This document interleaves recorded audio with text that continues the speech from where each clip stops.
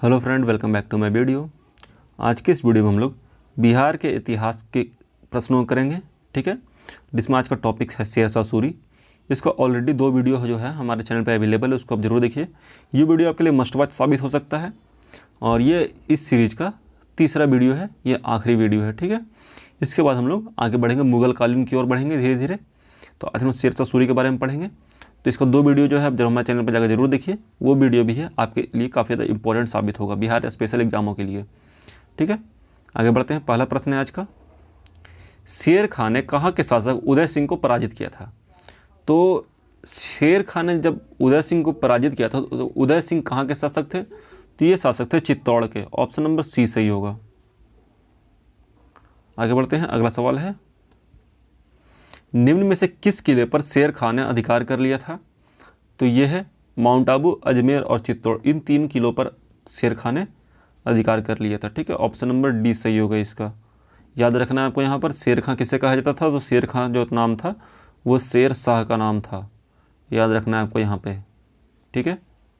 आगे बढ़ते हैं। अगला सवाल है, किसने कहा था एक मुट्ठी भर बाजरा के लिए पूरे हिंदुस्तान को खो देता? ये कहा गया था शेर खां के द्वारा। ऑप्शन नंबर बी सही होगा। अगला सवाल है, शेर शाह का कालिंजर पर अभियान कब हुआ था? तो याद रखिएगा, शेर शाह का जो कालिंजर अभियान था ये हुआ था 1545 ईस्वी में। ऑप्शन नंबर सी सही होगा। आगे बढ़ते हैं। अगला सवाल है, शेर शाह का अंतिम अभियान कौन था? तो शेर शाह का अंतिम अभियान भी यही था, कालिंजर अभियान। ऑप्शन नंबर बी, जो कि कहाँ हुआ था? 1545 में हुआ था। याद रखना है आपको। आगे बढ़ते हैं। अगला सवाल है, मृत्यु से पहले शेरशाह खालिस्तान नामक आग्नेयास्त्र चला रहा था। तो शेरशाह मृत्यु से पहले कौन सा आग्नेयास्त्र चला रहा था? तो शेरशाह मृत्यु से पहले जो आग्नेयास्त्र चला रहा था उसका नाम था उक्का। ऑप्शन नंबर सी सही होगा। आगे बढ़ते हैं। अगला सवाल है, किसने कहा था कि अगर भाग्य ने मेरा साथ दिया और सौभाग्य मेरा मित्र रहा तो एक दिन मैं मुगलों को हिंदुस्तान से खदेड़ दूंगा? ये कहा गया था शेर खां के द्वारा, ठीक है। ऑप्शन नंबर डी सही होगा। आगे बढ़ते हैं। अगला सवाल है, क्वेश्चन रिपीटेड है,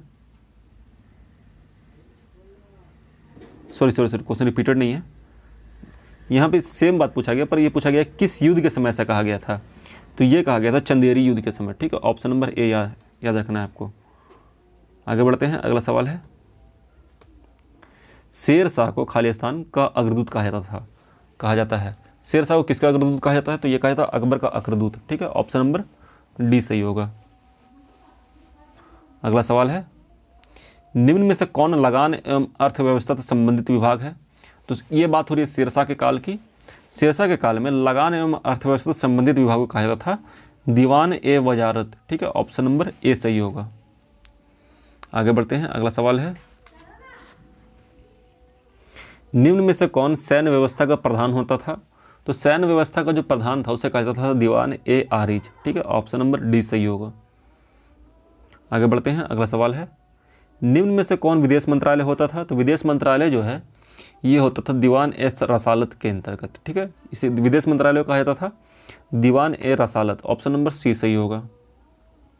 आगे बढ़ते हैं। अगला सवाल है, दीवान ए रसालत का प्रधान क्या कहलाता था? तो दीवान ए रसालत का जो प्रधान था ये कहलाता था दीवान ए मोहतसिब, ठीक है। ऑप्शन नंबर बी सही होगा।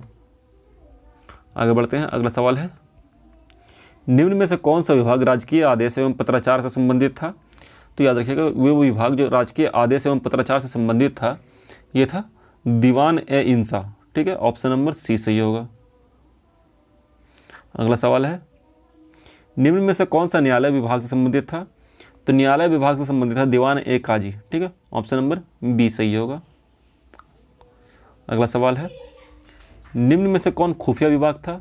तो खुफिया विभाग को कहते थे दीवान ए बरीद। ऑप्शन नंबर ए सही होगा। अगला सवाल है, निम्न में से कौन शाही महल के विभिन्न कार्यों की देखभाल से संबंधित था? तो कौन सा विभाग था जो शाही महल के विभिन्न कार्य देखने के लिए था? तो ये था दीवान ए सामा, ठीक है। आगे बढ़ते हैं। अगला सवाल है, शेरशाह के समय संपूर्ण साम्राज्य को कितने सरकारों में विभक्त किया गया था? सरकार यानी कि उस टाइम जिला को सरकार कहा जाता था। तो कितने सरकारों में विभक्त था? तो शेरशाह के काल में जो पूरा साम्राज्य था उसका वो था 47 सरकार में विभाजित। ठीक है, ऑप्शन नंबर डी सही होगा। निम्न में से कौन सा सरकार का प्रमुख अधिकारी के साथ साथ सैन्य अधिकारी होता था? तो सरकार का प्रमुख अधिकारी के साथ साथ सैन्य अधिकारी, प्रमुख सैन्य अधिकारी, तो ये होता था दीवान ए सिकदारा। ठीक है, सॉरी, सिकदार ए सिकदारा। ठीक है, ऑप्शन नंबर सी सही होगा। अगला सवाल है, निम्न में से कौन मुख्य न्यायाधिकारी होता था? तो मुख्य न्यायाधिकारी की बात हो रही है, तो ये था मुंसिफ ए मुंसिफान। ठीक है, ऑप्शन नंबर ए सही होगा। आगे बढ़ते हैं, अगला सवाल है, शेरशाह सूरी ने किसकी लगान व्यवस्था को अपने प्रांत में लागू किया था? तो शेरशाह ने जो लगान व्यवस्था को लागू किया था ये अलाउद्दीन खिलजी का लगान व्यवस्था था। ठीक है, ऑप्शन नंबर डी सही होगा। आगे बढ़ते हैं, अगला सवाल है, निम्न में से किस व्यवस्था पर शेरशाह की लगान व्यवस्था आधारित थी? तो शेरशाह की जो लगान व्यवस्था थी ये आधारित थी रैयतवाड़ी व्यवस्था पे। ठीक है, ऑप्शन नंबर ए सही होगा। अगला सवाल है, शेरशाह ने भूमि को खालिस्तान में बांटा, किस में बांटा था? जिन्होंने भूमि को बीघा में बांटा था। ठीक है, ऑप्शन नंबर ए सही होगा। अगला सवाल है, एक बीघा बराबर कितना सिकंदरी गज होता था? तो ठीक है, जो सिकंदरी गज जो है ये भूमि नापने का पैमाना है। तो एक बीघा में कितना सिकंदरी गज होता था? तो ये होता था 3600 गज। ठीक है, ऑप्शन नंबर डी सही होगा। अगला सवाल है, शेरशाह सूरी ने भूमि माप के लिए कितने अंक वाले सिकंदरी गज एवं सन की डंडी का प्रयोग किया? तो इन्होंने 32 अंक वाले सिकंदरी गज एवं सन की डंडी का प्रयोग किया था। ठीक है, ऑप्शन नंबर सी सही होगा। अगला सवाल है, शेरशाह लगान के रूप में कितना उपज का कितना भाग वसूल करता था? तो ये उपज का 1/3 भाग वसूल करता था। ठीक है, ऑप्शन नंबर डी सही होगा। अगला सवाल है, किस शासन ने पट्टा और कबूलियत की प्रथा प्रारंभ की? तो पट्टा और कबूलियत की जो प्रथा थी ये शुरू किया गया था शेरशाह के द्वारा। ठीक है, ऑप्शन नंबर डी सही होगा। अगला सवाल है, शेरशाह के पिता का नाम क्या था? तो शेरशाह के पिता का नाम था हसन खान। ठीक है, याद रखना है आपको, ऑप्शन नंबर ए सही होगा। अगला सवाल है, 10 साला लगान व्यवस्था किस शासक से संबंधित है? तो 10 साला जो लगान व्यवस्था है ये संबंधित है अकबर से। ठीक है, ऑप्शन नंबर डी सही होगा।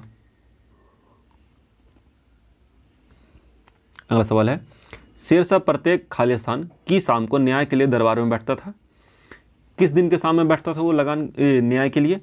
तो बैठता था बुधवार के शाम को। ठीक है, ऑप्शन नंबर बी सही होगा। अगला सवाल है, किस शासक ने कहा था न्याय करना धार्मिक कार्यों में सर्वश्रेष्ठ है? तो ये कहा गया शेरशाह सूरी के द्वारा। ऑप्शन नंबर ए सही होगा। अगला सवाल है, शेरशाह ने बाजारों एवं सरायों में किसकी नियुक्ति की थी? तो शेरशाह जो था बाजार एवं सराय दोनों जगह पर जो नियुक्ति किया गया था इसका नाम था हरकारा। ठीक है, ऑप्शन नंबर सी, ये एक पोस्ट था। आगे बढ़ते हैं, अगला सवाल है, शेरशाह के टकसाल का नाम किस लिपि में लिखा गया था? तो शेरशाह के जो टकसाल का नाम था वो फारसी लिपि और देवनागरी लिपि दोनों में लिखा गया था। ठीक है, इसलिए उसका ऑप्शन नंबर डी सही होगा। शेरशाह प्रथम शासक था जिसने शुद्ध खालिस्तान का रुपया चलाया था। किसका रुपया चलाया था? इन्होंने चांदी का रुपया चलाया था। ठीक है, ऑप्शन नंबर सी। आगे बढ़ते हैं, अगला सवाल है, निम्न में से किस शासक के चांदी के रुपये 1835 ईस्वी तक प्रचलन में रहे? तो ये शेरशाह सूरी का सिक्का था। ठीक है, जो चांदी का था जो 1835 तक चलते रहा था। आगे बढ़ते हैं, अगला सवाल है, शेरशाह के समय चांदी का 1 रुपया कितने तांबे के दाम के बराबर होता था? ठीक है, दाम भी जो है एक टाइप का करेंसी था। तो 1 रुपया कितने चांदी के दाम, एक चांदी का 1 रुपया तो तांबे का कितना दाम बराबर था? तो ये बराबर था 64 दाम के बराबर। ठीक है, ऑप्शन नंबर सी सही होगा। आगे बढ़ते हैं, अगला सवाल है, शेरशाह द्वारा जारी सोने के सिक्के का नाम खालिस्तान था। क्या था सोने का सिक्के का नाम? तो ये था अशरफी। ऑप्शन नंबर ए सही होगा। अगला सवाल है, एक अशरफी में कितने ग्रेन सोना होता था? तो एक अशरफी में 167 ग्रेन सोना होता था। ठीक है, ऑप्शन नंबर डी सही होगा। ग्रेन जो है वो सोने का क्वांटिटी बताता था वजन के तौर पे। आगे बढ़ते हैं, अगला सवाल है, खालिस्तान होने के नाते शेर शाह ने अपने सिक्कों पर 4 खलीफाओं के नाम अंकित कराए थे। ठीक है, शेर शाह जो है एक सुन्नी मुस्लिम था, ठीक है, इसलिए उसने अपने सिक्कों पर 4 खलीफाओं के नाम अंकित करवाए थे। ठीक है, ऑप्शन नंबर बी सही होगा। आगे बढ़ते हैं, अगला सवाल है, शेर शाह ने कहाँ रोहतासगढ़ किले का निर्माण करवाया था? तो शेर शाह जो था वो रोहतासगढ़ किले का जो निर्माण था ये करवाया था सासाराम में। ठीक है, ऑप्शन नंबर डी सही होगा। अगला सवाल है, निम्न में से किस मुगल शासक ने दीन पनाह नगर की स्थापना की थी? तो दीन पनाह नगर की स्थापना करवाई गई थी हुमायूं के द्वारा। ऑप्शन नंबर बी सही होगा।